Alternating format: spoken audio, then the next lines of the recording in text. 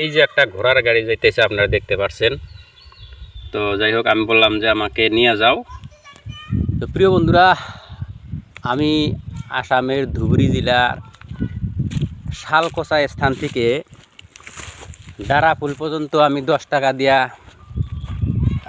আসলাম শ্রীগ্রাম। ওখান থেকে আবার মানে শালকোচা থেকে শ্রীগ্রাম পাওয়ার আগে 10 টাকা দিয়ে আসলাম, ওখান থেকে 10 টাকা দিয়া দারাপুল আসলাম।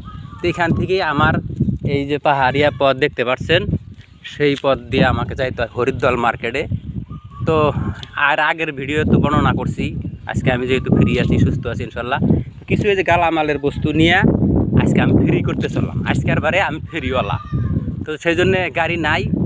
দারাপুল থেকে এখন মোটামুটি 4-5 কিলোমিটার এই দীর্ঘ পথ আমাকে অতিক্রম করে যাইতে হবে। তো এই ঘোড়া গাড়ি এলাকায় বললাম যে যদি যাও ওদিকে নিয়ে যাও, তো ওনারা এখানে স্টপ করে দিল। তো এখন তো আমাকে নিয়ে যাবে না, আমার হেঁটেই যেতে হবে, গাড়ি মুঠোতেই নাই এই রাস্তায়, হাইটে হাইটে যাইতে হবে। এই যে ব্যাগ তো দেখতেই পাচ্ছেন। তো গাড়ি যেতেছে, গাড়িতে আওয়াজটা একটু কম হবে। তো যাই হোক, এত সময় অল্প কথাটা হোল্ড রাখছিলাম, একটা গাড়ি নিয়ে নিলাম। আমি হেঁটে হেঁটে যাব, যেহেতু আমার কাজ চালিয়ে যেতে হবে। তো আপনারা সবাই দোয়া করেন, এটা একটা ব্যবসা, যেহেতু ফ্রি করতে যাচ্ছি যেহেতু। তো মোটতে এই পাহাড়ি জনপদটা খুব ভালো লাগছে।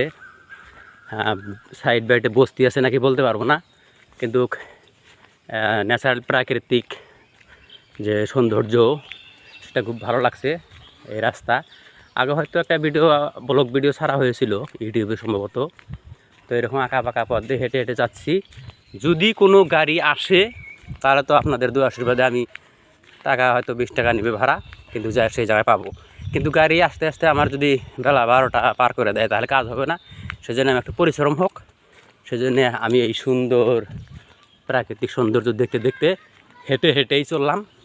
তো ততক্ষণ মধ্যে সবাই ভালো থাকবেন, সুস্থ থাকবেন। শুভ দুপুরের অগ্রিম শুভেচ্ছা রইল।